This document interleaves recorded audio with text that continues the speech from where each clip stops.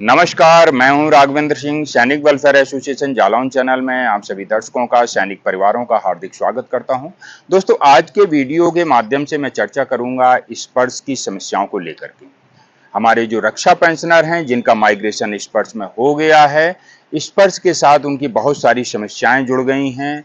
उन समस्याओं के समाधान के बारे में मैंने कई वीडियो तैयार किए हैं। आप हमारे चैनल पर विजिट करके उन सभी वीडियो को देख सकते हैं। स्पर्श से जुड़ी हुई जो भी समस्याएं हैं उनके मैंने वीडियो तैयार किए हुए हैं। आज स्पर्श से जुड़ी हुई कुछ समस्याएं इस बोर्ड के माध्यम से पुनः चर्चा करने वाला हूं। 4 बिंदुओं में मैं उन समस्याओं को कवर करने का प्रयास करूंगा। यहाँ पर पहला पॉइंट, दूसरा पॉइंट, तीसरा और चौथा यहाँ पर अलग अलग जिनका लॉगिन नहीं हो रहा है या फिर लॉगिन तो हो रहा है परंतु उनका पासवर्ड और यूजर नेम इनवैलिड बता रहा है, और फैमिली पेंशन जिनकी शुरू नहीं हो पा रही है, स्पर्श पीपीओ में नाम एवं जन्म तिथि का गलत होना, पता का गलत होना, उन तमाम समस्याओं पर आज मैं चर्चा करने वाला हूं। ध्यान से देखिएगा वीडियो को। और वीडियो में आगे बढ़ने से पहले मैं अपने दर्शकों से एक छोटी सी गुजारिश करता हूं, और गुजारिश भी इसलिए कर रहा हूं क्योंकि विश्वसनीयता के मामले में आज ये चैनल नंबर 1 चैनल बन चुका है। सैनिकों का ये चैनल है और सैनिक वेलफेयर से रिलेटेड ही जानकारी इसमें पूरी सटीकता एवं प्रामाणिकता के साथ आप लोगों को बतलाई जाती है। आपने हमारे चैनल का नाम कई बार कई लोगों के मुंह से सुना होगा, अनेकों सोशल मीडिया प्लेटफॉर्म के माध्यम से सुना होगा। किसी भी प्रकार की यदि आपको पेंशन संबंधी समस्या है तो हमारे चैनल से संपर्क करके अपनी पेंशन संबंधी समस्याओं का समाधान करवा सकते हैं। दोस्तों, यहाँ पर यदि अभी तक भी आपने हमारे चैनल को सब्सक्राइब नहीं किया तो जल्दी से इसे सब्सक्राइब कर लीजिएगा। और यहाँ पर एक एक पॉइंटों पर मैं चर्चा करने वाला हूँ। पहला पॉइंट है, स्पर्श को लॉग इन करने पर ओटीपी नहीं मिल रहा है।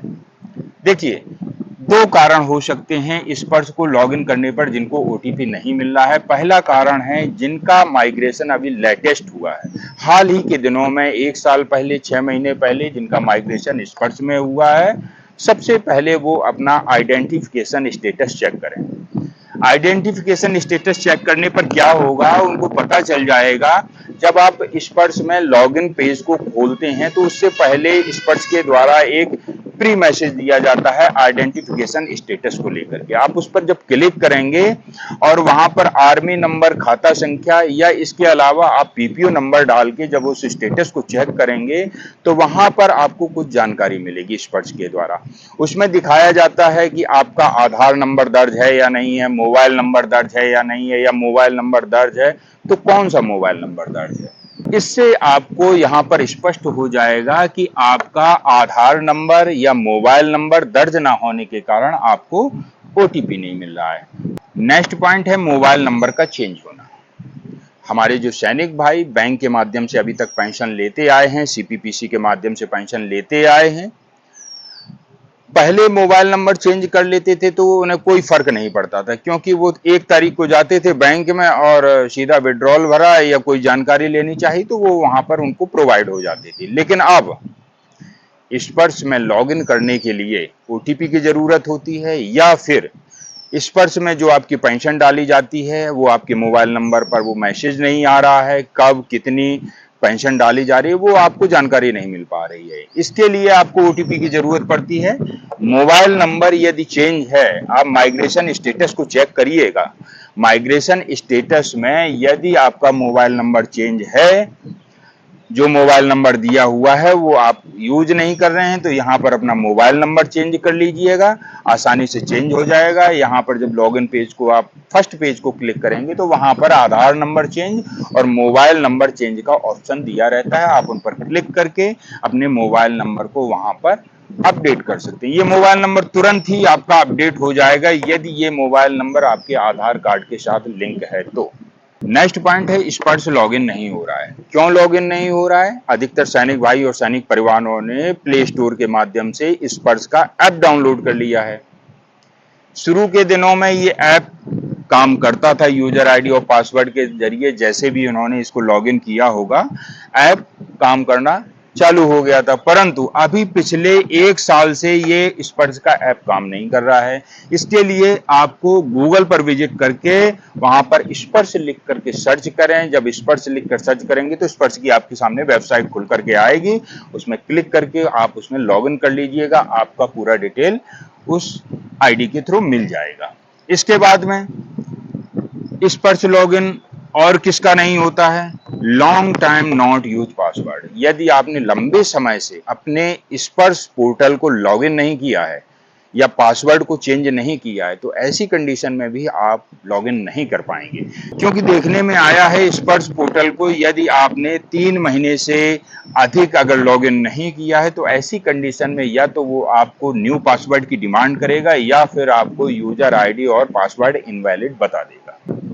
नेक्स्ट पॉइंट है फैमिली पेंशन का शुरू ना होना। जिनका माइग्रेशन स्पर्श में हो गया है, यदि उनकी फैमिली पेंशन शुरू नहीं हो रही है, तो कुछ कारण उनके उत्तरदायी होते हैं जिनके कारण उनकी फैमिली पेंशन समय से शुरू नहीं होती है। नतीजा 2-2, 5-5 साल तक उन्हें फैमिली पेंशन नहीं मिल पाती है। तो इसके लिए जो भी फैमिली पेंशनर हैं, ध्यान दीजिएगा। यदि आप स्वयं फैमिली पेंशनर हैं तो भी ये आपकी काम की बात है, यदि नहीं हैं तो भी आपके काम की बात है, क्योंकि आपके पास पड़ोस में कोई ना कोई ऐसा सैनिक परिवार अवश्य होगा जो इस परेशानी से जूझ रहा होगा, फैमिली पेंशन की परेशानी से। ध्यान दीजिएगा, अगर ऐसा कोई सैनिक परिवार है तो उसकी मदद अवश्य कीजिएगा। यदि आप मदद नहीं कर सकते तो हमारे चैनल का आप उसे लिंक शेयर कर दीजिएगा। चैनल के माध्यम से मैं उसकी समस्या का समाधान करने आने का प्रयास करूंगा। इसके अलावा फैमिली पेंशन का शुरू ना होना, क्या क्या कारण उत्तरदायी होते हैं? हमारे जो फैमिली पेंशनर होते हैं उनको जानकारी ना होने के कारण वो डेथ रिपोर्टिंग समय से नहीं करते हैं, क्लेमेंट डिटेल्स स्पर्श को नहीं भेजते हैं, और यहाँ पर सबसे बड़ा जो कारण है वो क्या है? नाम एवं जन्म तिथि का गलत होना या फिर नाम ही नहीं होना। जो हमारे पुराने पेंशनर थे जिनकी उम्र 60 साल से अधिक है, कुछ एक केसों में देखने में आया है उन्होंने अपनी पत्नी का नाम सर्विस रिकॉर्ड में दर्ज ही नहीं करवाया है, पार्ट ऑर्डर ही नहीं करवाया। ऐसी कंडीशन में उनको फैमिली पेंशन नहीं मिल पाएगी। जब तक उनका पार्ट ऑर्डर नहीं होगा तब तक उनको फैमिली पेंशन नहीं मिल पाएगी। यहाँ पर जो फैमिली पेंशन लेना चाहते हैं, जिनके साथ में ये कंडीशन बनी हुई है, जो फैमिली पेंशन के हकदार हैं, उनको सबसे पहले जैसे ही पूर्व सैनिक की डेथ हो जाती है, डेथ रिपोर्टिंग करनी होगी स्पर्श पोर्टल पर जाकर के। इससे पहले आप डेथ सर्टिफिकेट अवश्य बनवा लीजिएगा। वहीं पर एक ऑप्शन होता है क्लेमेंट डिटेल्स को लेकर के। यदि आप उनके स्पाउस हैं तो अपनी डिटेल के साथ वहां पर कुछ दस्तावेज आपको संलग्न करने होंगे, जैसे कि बैंक की पासबुक, आपका आधार कार्ड इत्यादि चीजें जो भी डिटेल मांगी जाती है वहां पर अपलोड करना होगा। और इस फैमिली पेंशन के लिए आपको दावा करना होगा स्पर्श पोर्टल पर। इसके बाद में आपका जो डिटेल स्पर्श पोर्टल पर दर्ज हो गया है उसका वेरिफिकेशन आपके रिकॉर्ड द्वारा किया जाएगा। रिकॉर्ड द्वारा वेरीफाई होने के बाद में स्पर्श आपकी फैमिली पेंशन शुरू कर देता है। यदि रिकॉर्ड द्वारा वो डाटा वेरीफाई नहीं होता है तब तक आपकी फैमिली पेंशन शुरू नहीं होगी। और सबसे बड़ा कारण है फैमिली पेंशन शुरू ना होने का, वो है नाम एवं जन्म तिथि का गलत होना। जैसे कि किसी पेंशनर्स की स्पाउस का नाम शशि है, कहीं कहीं शशि ऐसे भी लिखा जाता है। अब होता क्या है, आधार कार्ड में ये है, सर्विस रिकॉर्ड में ये है, तो दोनों ये मैच ना होने के कारण यहाँ पर उनकी फैमिली पेंशन स्टार्ट नहीं हो पाती है। जन्म तिथि का गलत होना, जन्म तिथि कैसे गलत होती है? यहाँ पर किसी की जन्म तिथि 10/7/1960 है। अब यहाँ पर उनकी जन्मतिथि ऐसे ना लिख करके ऐसे लिखी हुई है 16 वर्ष। ऐसी कंडीशन में उनकी जो फैमिली पेंशन है वो बाधित हो सकती है। या फिर ये दोनों ही चीजें उनकी मेंशन नहीं होती हैं। कुछ एक पेंशनर्स ने अपने फैमिली का जो शादी का पार्ट ऑर्डर ही नहीं करवाया है, जिसके कारण उनका ना तो नाम है और ना ही जन्मतिथि है। आज जब फैमिली पेंशनर को पेंशन की जरूरत पड़ी तो दस्तावेजों में चेक किया गया, ना तो उनका नाम है और ना ही जन्मतिथि, यानी कि दोनों ही गायब हैं। अब पेंशन किसको मिल जाए? ऐसे तो कोई दे नहीं देगा जब तक आप साबित नहीं करेंगे कि आप उनकी पत्नी हैं। ये प्रक्रिया को होने में बहुत समय लग जाता है और पार्ट ऑर्डर होते होते उनको लगभग 2, 4, 5 साल भी लग जाते हैं, तब जाकर के उनकी फैमिली पेंशन शुरू हो पाती है।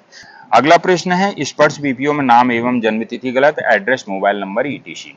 अब इसके लिए क्या हो सकता है? देखिए, स्पर्श पीपीओ में जब माइग्रेशन स्पर्श में हुआ तो मिस्टेक से, टाइपिंग की मिस्टेक से उनके नाम की स्पेलिंग गलत हो गई या जन्मतिथि का जो ईयर है वो मिस्टेक से टाइप हो गया, या फिर एड्रेस में उत्तर प्रदेश की जगह महाराष्ट्र हो गया, डिस्ट्रिक्ट नेम कुछ की जगह कुछ और हो गया, मोबाइल नंबर के कुछ अंक चेंज हो गए, या फिर मोबाइल नंबर ही दर्ज नहीं, इत्यादि सारी समस्याएं स्पर्श पीपीओ में देखने को मिल रही हैं। तो आप इन समस्याओं को बड़ी समस्या ना समझें, ये बहुत छोटी सी समस्या है।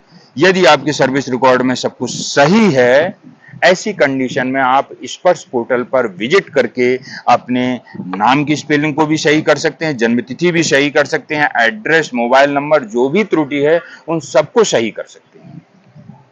यदि सर्विस रिकॉर्ड में ही आपका नाम एवं जन्मतिथि गलत है, ऐसी कंडीशन में आप स्पर्श पीपीओ में सही नहीं कर पाएंगे, क्योंकि जब स्पर्श में आप आवेदन करेंगे तो स्पर्श आपके रिकॉर्ड ऑफिस से वेरीफाई करेगा, वहां से जब वेरीफाई नहीं होगा तो स्पर्श आपके पीपीओ में सुधार नहीं कर पाएगा। इसके अलावा मैं आप लोगों को एक और अहम जानकारी, यदि आपका एड्रेस गलत है या मोबाइल नंबर गलत है, मोबाइल नंबर तो तुरंत चेंज हो जाता है, जैसे ही आप रिक्वेस्ट डालेंगे तुरंत 1-2 मिनट के बाद ही तुरंत ही अपडेट आपको दे।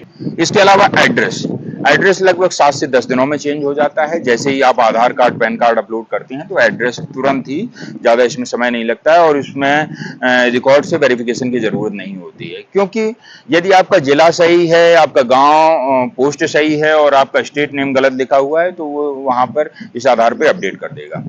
होता क्या है, जैसे कि मेरा डिस्ट्रिक्ट जालौन है, डिस्ट्रिक्ट जालौन, अब जब स्टेट की बात आई तो वहां पे महाराष्ट्र लिख दिया। अब महाराष्ट्र में तो डिस्ट्रिक्ट जालौन को है ही नहीं, इसलिए वो देखते हैं कि भाई डिस्ट्रिक्ट जालौन है, पिन कोड ये है, इनका विलेज पोस्ट ये है, तो वहां पर नॉर्मल सी बात है और वो यहाँ पर स्टेट तुरंत ही अपडेट कर देते हैं। इसलिए जिनके साथ में ऐसी समस्या बनी हुई है वो इसको अपडेट करवा सकते हैं। यदि सर्विस रिकॉर्ड में ही आपका नाम एवं जन्म तिथि गलत है तो इसके लिए प्रक्रिया कुछ और है, और ये प्रक्रिया है आपको दोबारा से जिला सैनिक कल्याण बोर्ड के माध्यम से पार्ट ऑर्डर के लिए आवेदन करना होगा। और पार्ट ऑर्डर के लिए जब आप आवेदन करेंगे तो यहाँ पर 2 नेशनल न्यूज़पेपर की कटिंग लगेगी, क्योंकि ऐसे पार्ट ऑर्डर नहीं होगा, क्योंकि इतने सालों बाद आप नाम को ही चेंज करवा रहे हैं या नाम की स्पेलिंग को चेंज करवा रहे हैं, इसलिए रिकॉर्ड ऑफिस रिस्क नहीं लेता है। आपको प्रमाण के तौर पर यहाँ पर कुछ डॉक्यूमेंट देने पड़ेंगे। 2 नेशनल न्यूज़पेपर, 2 नेशनल न्यूज़पेपर में आपको ये सूचना निकलवानी होगी कि आपका सही नाम ये है, आपकी जन्म तिथि ये है। इसके अलावा एफिडेविट, तहसील से आपको एक एफिडेविट बनवाना होगा कि आप जो भी नाम एवं जन्म तिथि के संबंध में सुधार करवाना चाहते हैं वो पूर्ण रूप से सत्य है, इसमें किसी भी प्रकार का तथ्य नहीं छिपाया गया है। आप इसमें एक शपथ पत्र लिखकर भिजवाएंगे। इसके अलावा Aadhaar card, PAN card, marksheet, 10th की मार्कशीट इत्यादि डॉक्यूमेंट जो भी आपके पास अवेलेबल हैं वो प्रमाण के तौर पे यहाँ पर आपको अपलोड करने होंगे। क्योंकि देखिए, अगर आप आधार कार्ड, पैन कार्ड, मार्कशीट नहीं लगाएंगे तो आपका एफिडेविट ही नहीं बनेगा, क्योंकि तहसील में ऐसे कौन एफिडेविट बना देगा, आपको कुछ ना कुछ आपका प्रमाण लेगा जब भी आपका एफिडेविट बनाएगा। इसलिए ये सब डॉक्यूमेंट की जरूरत होती है। इसके अलावा हाथ से लिखा हुआ एक प्रार्थना पत्र कि श्रीमान मेरी ये समस्या है, मेरी पत्नी के नाम शशि है और जबकि एक्चुअल नाम की स्पेलिंग ये है, और इनका जन्मतिथि जो मेरे सर्विस रिकॉर्ड में ये लिखा हुआ है, और प्रमाण के तौर पर मैं इनकी जन्मतिथि के संबंध में कुछ डॉक्यूमेंट भेज रहा हूँ, आगे से मेरी पत्नी की जन्मतिथि को ये मेंशन किया जाए। ऐसा करके और वहां पर नीचे अपना नाम, नंबर और सिग्नेचर करके रिकॉर्ड ऑफिस के नाम भेज देना है, और ये सारी प्रक्रिया आपकी सोल्जर बोर्ड के माध्यम से होगी।